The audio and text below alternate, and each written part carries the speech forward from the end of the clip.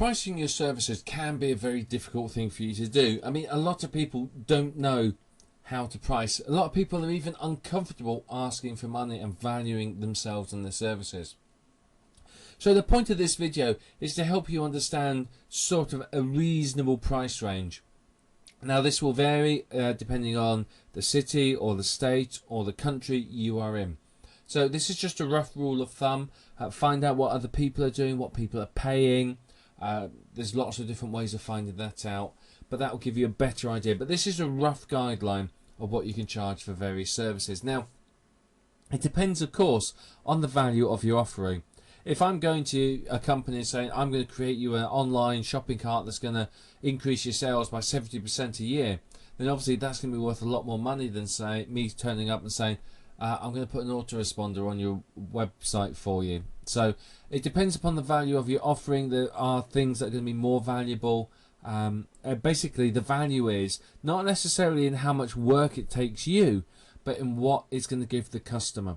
So if they're going to see a 70% increase in sales, if that's going to take you 100 hours to do or 1 hour, it's going to be a lot of value to them. And if you could do it in sort of less time, it's going to be more valuable for you. And of course, it depends upon the ability of your target market to pay. If your target market simply does not have a lot of money, you're going to struggle to get a decent amount of money. However, if you pick companies that are prosperous and looking good, then you're going to make more money from it. Now, your location of your clients is important. Clients in cities are going to pay more than clients out of cities. So a company that's in, say, Manhattan will be happy to pay an awful lot more than a company that's out in the wilds of Wisconsin, for example. So you need to be aware that the location does affect the price quite significantly. Depending upon the service that you're offering, there's going to be either one-off payments and some are going to be recurring. So an autoresponder and hosting, for example, will be recurring payments. Other things like, setting up an autoresponder on the site could just be a one-off payment. But you want to find companies that qualify for your chosen payment structure. So if you decide, well, I'm going to charge between this much for my service, you've got to find companies that are qualified to pay that amount. No good going to your teeny-weeny company because they're not going to be able to do anything for you. Now, rough ideas of pricing. Creating a WordPress or a HTML template, you can charge sort of $500 to $750. Depending again on what you're doing, you may throw in hosting this for free and charge for hosting, or you may charge for hosting and charge for this and throw in 6 months of hosting or something for free. It varies, depends upon what you want to do. Now, article marketing, you can very, very easily charge between $30 and $50 per article. If you're going to do fancy things like spin it and so on, then you can charge more. Now, this obviously does include submitting the article.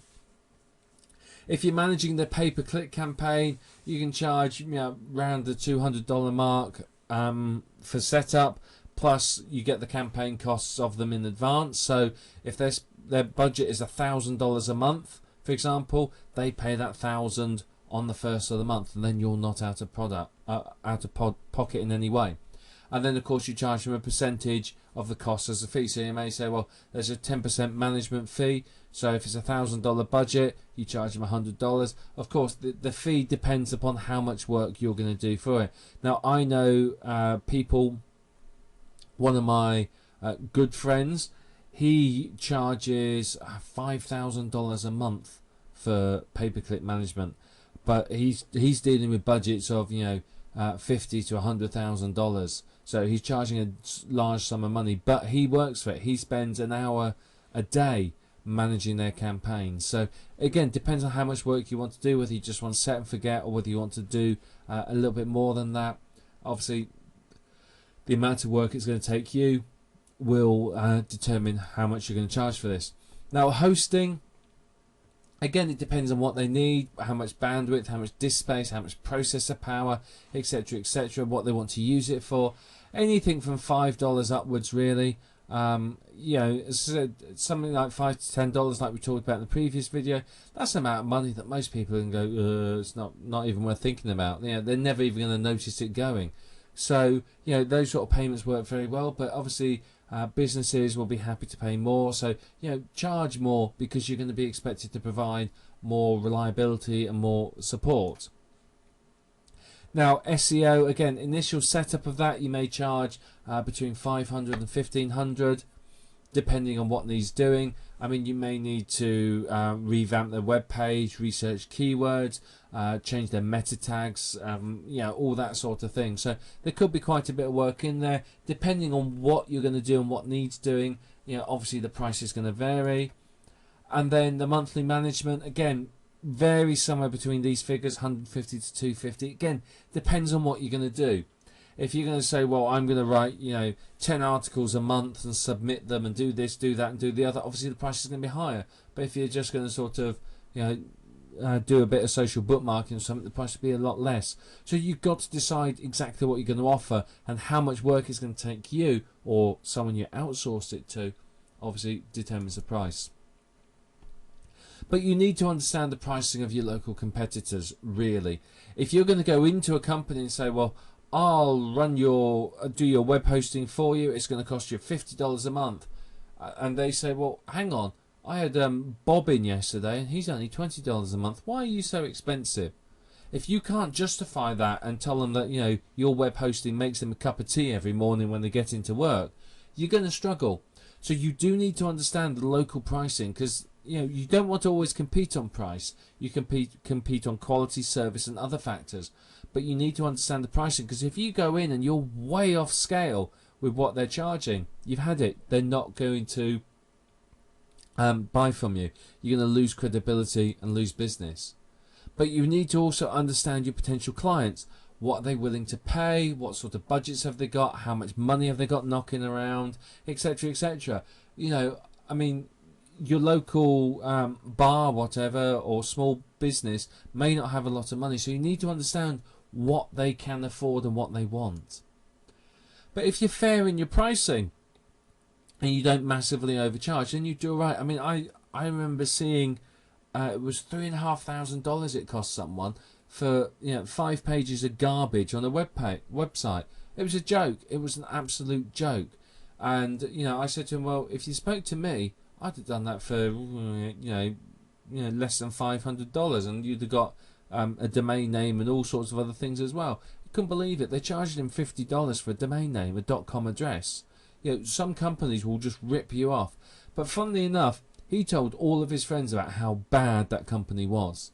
So you need to be aware of that. People talk and they will tell everyone if you're unfair and if your pricing's bad. So you need to be fair in your pricing. You don't want to charge too little, because then they won't take you seriously. You don't want to charge too much. The same will happen. You have to find a happy median and be fair with it.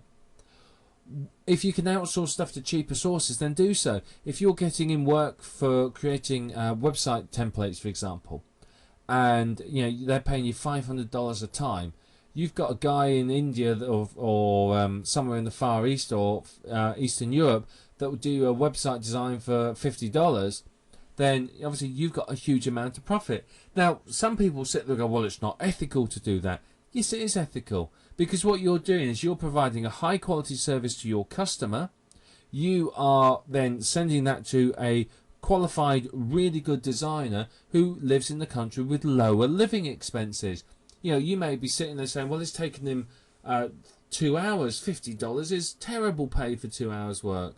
But you sit there and think, well, the average salary is say $6 an hour.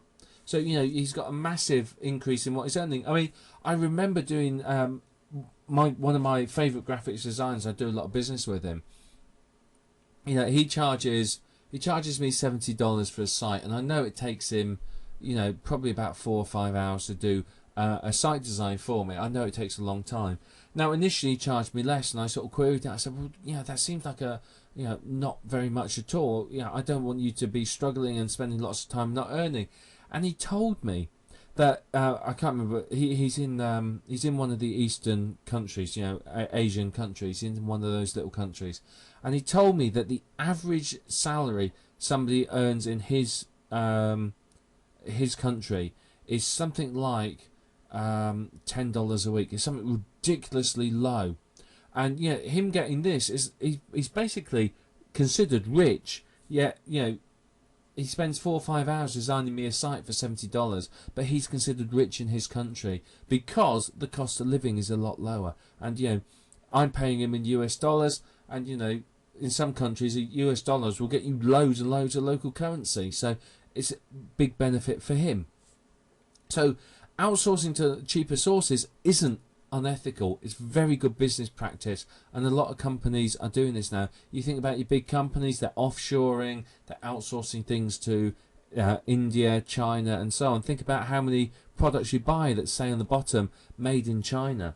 It's a bit sad when you consider that it's cheaper to send the designs all the way over to China, get someone in China to make it, and then ship the finished product halfway across the world to you, than it is to make it in your local town or in your country. So it isn't unethical. It's doing good business. As long as you pay your outsourcers fairly and you're not using slave labour, then there's nothing wrong with it. You're helping somebody in another country to live a good life. Now, the prices are going to vary. If you get larger products, larger projects, it's going to cost you more money. It's going to cost you more money to do it, take more time. So really, the price varies upon how much time it's going to take. The more time, the more value it has, the higher the price. If you're sitting there thinking, well, they've asked me to do, I don't know, design the software application for them, and you're sitting there going, I have no idea how much it will charge. Get yourself onto Elance, Get a Freelance, or something like that. Look at how much other people are charging.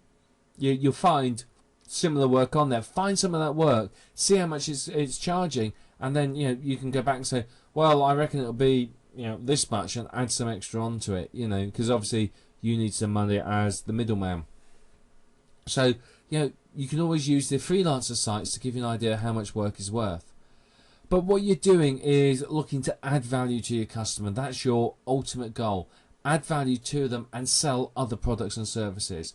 But you're not going in and saying, well, you've got to buy this, you've got to buy that, you've got to buy the other. You're demonstrating the value of the other products and services and why they have to have them, so that it's not a sell, it's not a decision, it's a no-brainer.